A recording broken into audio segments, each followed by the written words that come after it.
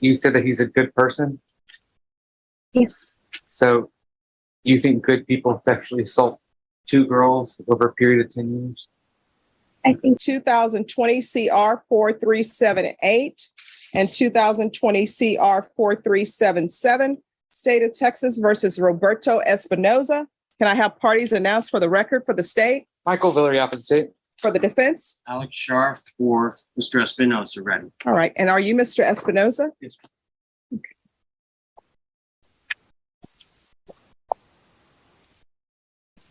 All right, Mr. Espinoza, in each of the cause numbers, you entered a plea on May 24th, and you entered a plea of guilty. The court found there was sufficient evidence to find you guilty. The court deferred finding of guilt as you've applied for deferred adjudication. And each of the cause numbers, your punishment is to be assessed at a cap of 12 years. There's a $1,500 fine. State opposes your application. The cases will run concurrent. There's to be Chapter 62 compliance, and there's to be no contact with the complainant or the complainant's family. And you entered a plea to the offense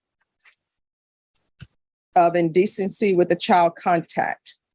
Have both parties had a chance to review the PSI report, state? Yes, Your Honor. Defense? Yes, Judge. Any objections to the PSI report, state? No, Your Honor. Defense? No.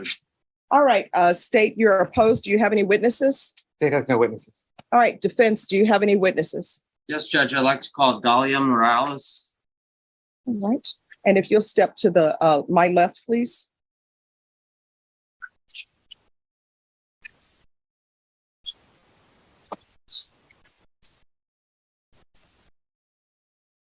All right, can you raise your right hand for me? Do you solemnly swear or affirm the testimony you give will be the truth and nothing but the truth? So help you God? All right, I'm going to need you to speak up so the court reporter can hear you, okay?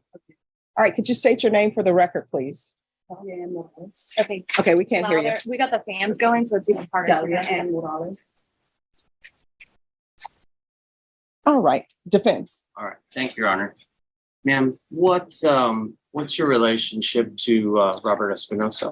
And the ex-wife. All right. All right, just one moment. I'm sorry. On the back row, Albert. if you all could keep it down a little bit. Thank you. Yes. Describe to the judge your relationship with Mr. Espinosa. Well, we were married together for about maybe 21 years, married 19, and divorced 2007, I believe. We had a very active life. Our children in sports and nonstop year round. Very supportive and always there for our children. All right. Now, understand that Mr. Espinosa has admitted and pled guilty to the 2 charges that the judge described. What can you tell the judge about that? Very much out of his character. I'm a woman of faith. I believe in forgiving and pray that there's a second chance, providing he seeks help.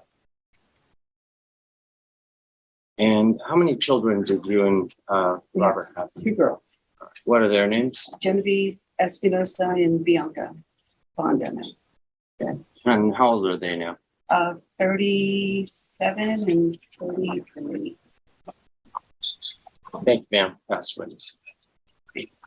I Hold on. have questions for you. Sorry. Question. Are you related to either of the 2 victims in this case? No. No? And so are you aware of the specific allegations in this case? Am I there? Yes. Okay. To include that he has sexually assaulted at least 2 girls? You're aware of that? Yes. Okay. And so you're asking for a second chance for him? Okay. I think everybody deserves a second chance. Okay. So there's nothing that he could have done that would have prevented him from needing a second chance? Anything that he could have done? If he killed somebody, should he get a second chance?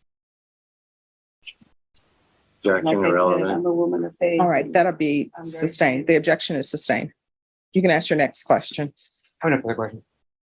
All right, any, Nothing further, Judge. all right, thank you for coming in to testify. Thank you, ma'am.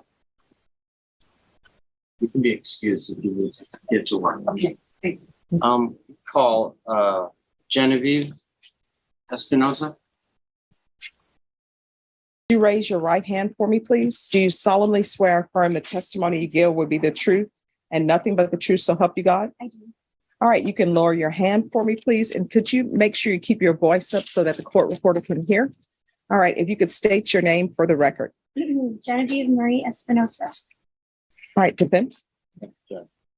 How do you know Robert Espinosa? He's my dad. Okay. And,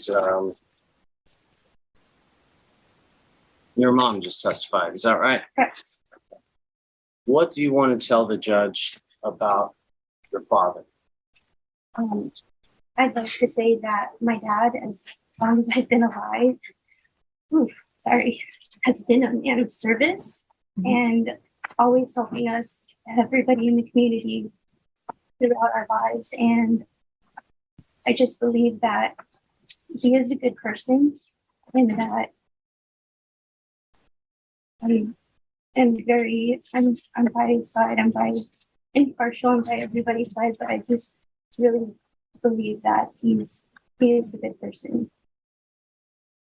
Do you want the judge to send him to prison or to give him treatment on some sort of supervision, court supervision?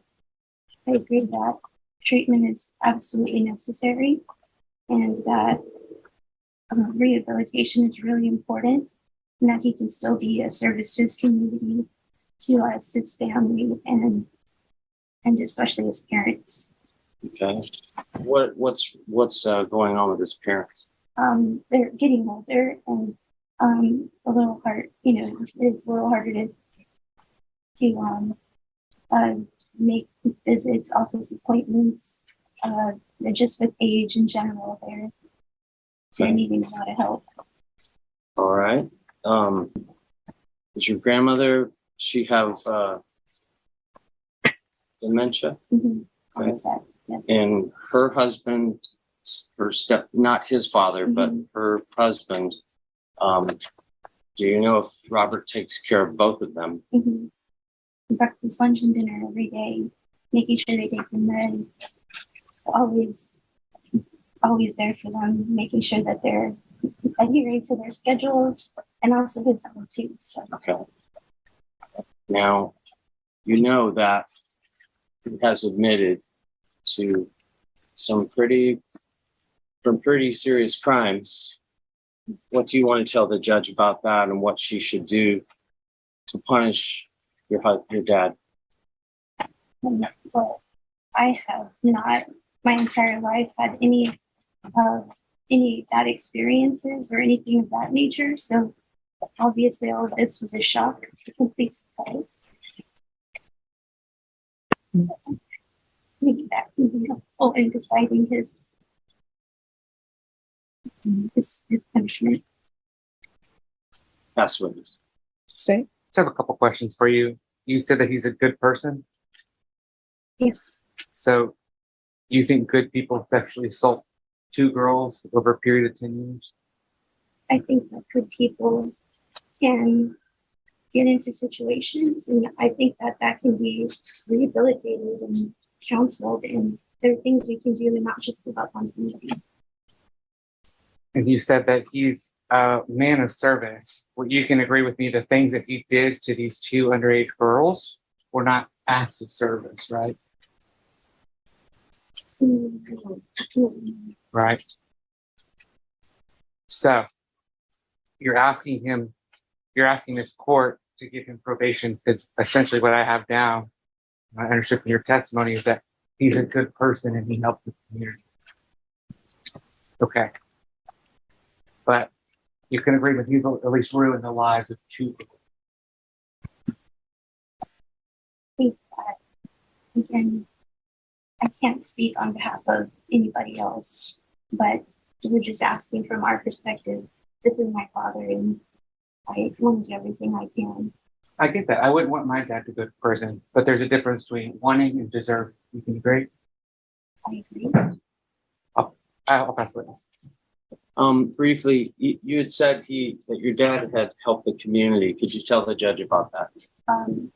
While we were in school through pretty much all of high school and while we were kids, you know, we volunteered to clean up the parks and clean up the school paint, and we were always there by his side, helping along with that. So we have always been kind of driven towards, you know, following in their footsteps and trying to make things better. So I think I'm sorry, that's the question. I was just asking how he would help the Oh, community. those definitely in those ways. Thank you, ma'am. No further questions. All right, any further follow-up questions? No. All right, thank you so much for coming in. Thank you. All right, defense, Mr. Espinosa, any other witnesses? that's it. All right, is there anything you wish to say? Say that I apologize. All right, let me put you under oath. Can you raise your right hand for me, please? Do you solemnly swear or affirm the testimony you give will be the truth and nothing but the truth, so help you God? All right, you can lower your hand if you could state your name for the record. Roberto Espinosa. Okay, and what did you wish to say? I just want to say I apologize to the victims and hope that they get help. And if I also need help, so I'm sorry what I did. I live with this. All right. Defense? Thank you, Your Honor. Mr. Espinosa, do you hate yourself for what you did? Yes. All right. Were you ever in the military? Yes. Okay. What branch? Marine Corps, For how long? 6 years. In the Army National Guard for 2 years. And after you finished your service to federal government, did you work for the city of San Antonio? Yes, for 22 years. And what kind of work did you do for the city? Automotive clerk. Explain to the judge what that means. We would maintain city vehicles to be running 24 hours a day. When did you retire? Here in 2002, All right. How old are you? 65. Do you have any health issues? Yes, I have diabetes, high blood pressure, cholesterol. Okay. Are you taking medication? Yes, Right. Now, what kind of diabetes? Type 1 or type 2? type 2. Okay. Has that progressed to, has it gotten better or has it gotten worse? And How? medication I was taking wasn't doing its job, so I have to go back and have them reevaluate me for better medication. What is your sugar level? It's about 300. Is that normal? No. What's Sugar normal? Sugar level should be under 90 and 100. Your high blood pressure, are you taking any medication for that? Yes, What kind of medication? it's lower my high blood pressure and the cholesterol pills that I take also. Now, do you also take care of your mom and her husband? Yes, How old is your mom? she's 82. All right. And why does she need to be taken care of? She's got dementia. Okay. And who's the primary caretaker of her? Her husband, which my stepdad, but I usually do most of the scheduling for hospital visits or doctor visits and all that. Okay. Well, and your stepdad, does he have some disabilities? Yes, his left leg is pretty much gone. He has to use a cane or a walker to get around, so it's hard for him to get up from with any problem. So if you were taken out of the equation, who's going to help your mom and her husband? Probably nobody. All right. Now, prior to entering your plea in this case, how much time in jail did you spend? 9 months. All right. When you finally got out of jail after the 9 months, did you have to wear a GPS monitor? Yes, sir. All right. I've been in November 2020 to this date. Okay. You had any violations? No, none whatsoever. Now, let's go back a little bit. Who raised you as a child? My grandmother. Why? My mom wasn't in the picture at that time. Okay. She was, I guess, getting remarried and all that stuff. So I didn't have that much. Pretty much raised myself with my grandmother. Where's your dad, your real dad? Supposedly he's in California. I have not spoken to him since the age of 12, I think, 11.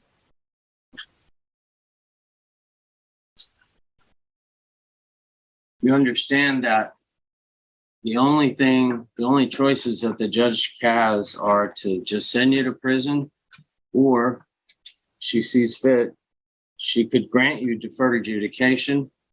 You'd have to register as a sex offender. She could give you up to 6 months in jail as a condition.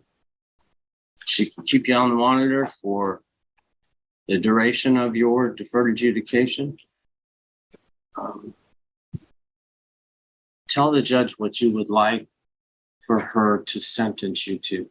What should your sentence be? I would like to see if I could have deferred adjudication because I do need help Help with what? getting with the problem I have with what I have done. The crimes that you admitted that you Yes, committed. And how old are you? 65. Is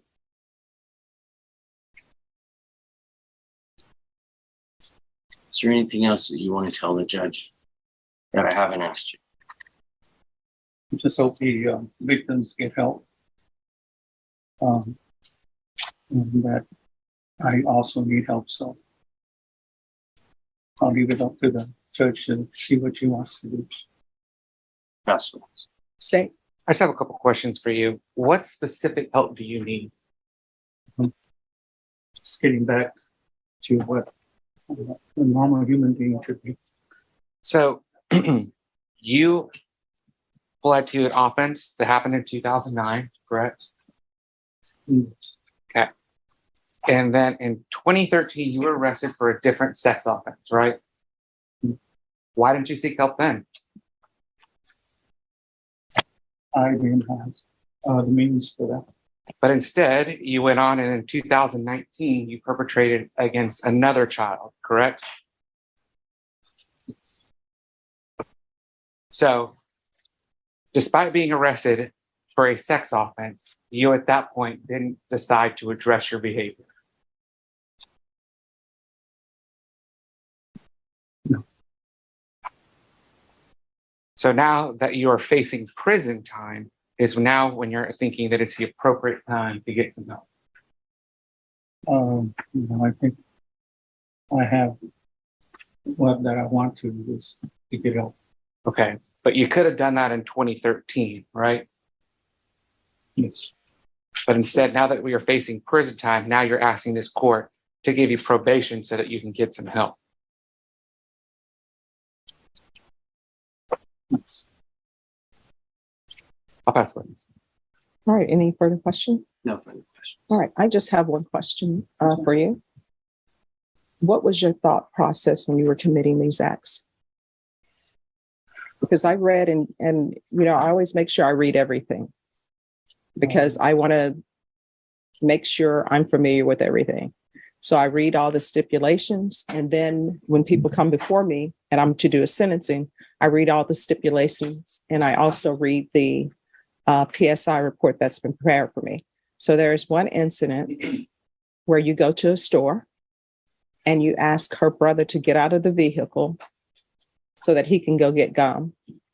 And then you proceed to insert your fingers into her vagina while he's in the store. And so what I'm looking at is you had to know it's a public place. Who knows how long her brother is going to be in the store to buy gum? And you're having his sister to remain in the vehicle. What was your thought process? I have no, I have no, didn't have no thought on what I was doing. I know. It was I mean, wrong. you have to be thinking something. I mean, I know you're coming to me and you're saying it was wrong, but she had to take off her pants because according to what I've read, you told her to remove her pants. So at that point in time, there had to be some thought process, like how much time you had to be estimating. I'm thinking how long her brother's going to be in the store. Is there a long line? How many cars are in the parking lot? Because that determines to me how long he's going to be on line. First, he has to pick out the gum. When he picks out the gum, he stands in line. How long it's going to take the cashier with him? How long it's going to take him to pay? I mean, wasn't all of that running through your thoughts so you wouldn't get caught? Yeah, it was in a public place, so there was people out there, you know. So it was just I didn't know my where I was at the time. So Okay. it was just Okay. for me to explain. Anything else from either side? Just brief argument. All right, the court will hear argument. Defense. Thank you, Judge. Well, I'm sorry. Actually, it's the state first, and then state if you want to reserve, you can. I'll argue first, Judge. I think this case is clear. 12 years is not enough. But I understand that is the plea bargain that the state entered into with this defendant to have these cases resolved, prevent two girls from having to take the stand and tell about the things that this man did to their body. We have 3 witnesses, including the defendant, come here and tell this court that he should be granted deferred adjudication. He should be given probation because he needs help. Number one, I think that's quite frankly a ridiculous argument when he was facing a continuous sex abuse of a child case. He could have received help then. He could have sought it out then, regardless of what the allegations were, the truthfulness of those allegations. But instead, we have him, that case gets dismissed. And then in 2019, he perpetrates against another young woman, a girl within our community. These girls are going to be dealing with this, excuse me, for more than 12 years of their life. They'll be dealing with this for the rest of their lives because of this man's actions, because of his inability to stop himself, from his inability to seek the help to prevent him from perpetrating on children. He got the benefit of a bargain, and we're asking that he get the full 12 years because we're talking about 2 girls over a period of 10 years. And the allegations in and of themselves are, I think, show the terrible nature which they were committed, especially when you talk about them, like the court pointed out, happening in public, happening in a park when he gives this young girl alcohol and then perpetrates against her and then takes inappropriate photographs of her, then asks those inappropriate photographs to be sent to him. Nothing's going to stop him. And so at least for 12 years, this community can be safe from him perpetrating on another young girl and from him perpetrating and ruining another girl's life and every single life that touches that girl's life. So we're asking that you deny his application and you send him for the full 12 years because he deserves every bit and every day of that 12 years. All right, defense. Thank you, Judge. I certainly understand the prosecution's position. These kinds of crimes can't justify them, can't give excuses, and he's not. He did what he did because there's something wrong with him. And it is something wrong. Deep part of his brain. And I have seen treatment providers, sex offender treatment providers, perform and get people to, I'm not going to say 100% normal, but they have taught them how to not do that anymore, to get their minds off that. And they are subject to, you know, you could give him 10 years deferred. All right. He's 65. He's undergoing serious medical conditions, he's taking care of his elderly mom and stepdad. He served our country. He served our city. What he did is inexcusable, but he, you know, it's not like we have sex offender treatment rehabs advertising and putting billboards all over the city or all over the TV. You only really know about it until you really get in the system. And so we've talked about that.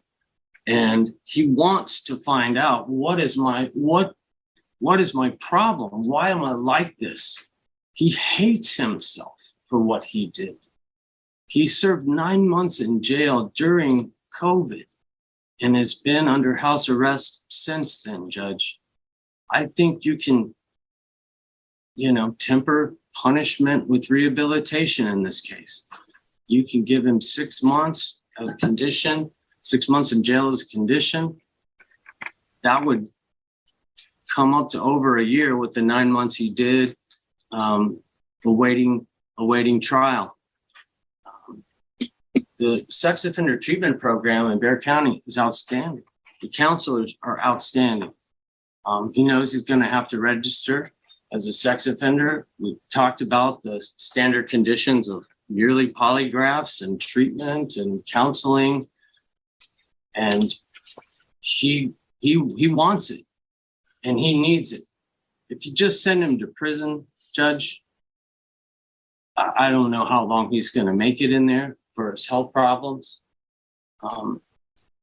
But he's not going to get treatment. They just don't give treatment in prison. And so we're asking the court for 10 years deferred adjudication. All right. Mr.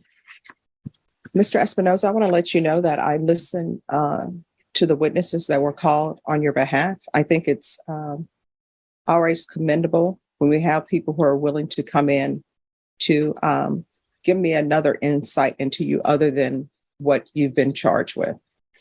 And I wanted you to know that I appreciate your service that you've given to the community as your time as a Marine, and also the work that your daughter said that you did in the community to help. And each of the cause numbers, the court is going to find you guilty. The court will sentence you to 12 years in the prison, give you credit for any time served, $1,500 fine, time and money to run concurrent.